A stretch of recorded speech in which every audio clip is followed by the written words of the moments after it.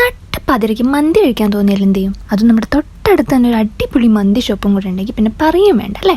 ഞാനൊന്നും നോക്കില്ല, വേഗം തന്നെ ഒരു അബായ എടുത്തിട്ട് 5 മിനിറ്റ് കൊണ്ട് നമ്മുടെ കരാമയിലുള്ള ഫിഷ് എത്തിയെത്തി.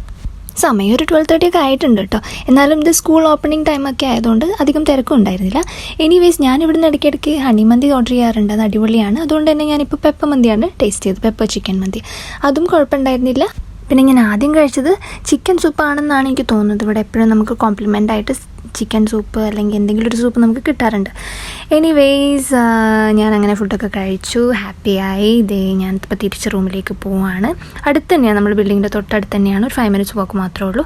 സോ ഞാൻ ഹാപ്പിയാണ്. വേറൊരു കാര്യം എന്താണെന്ന് വെച്ച് കഴിഞ്ഞാൽ ഞാൻ ഷാർജ അജ്മാൻ എമിറേറ്റ്സിൽ നിന്നിട്ടുള്ളതാണ്. ബട്ട് അവിടെ ഒന്നും കിട്ടാത്തൊരു ഫ്രീഡം, അതായത് രാത്രി ഒറ്റയ്ക്ക് പുറത്തു പോകാനുള്ള ഒരു ധൈര്യം എനിക്കിവിടെ ദുബായിൽ കിട്ടിയെന്ന് വേണമെങ്കിൽ പറയാം.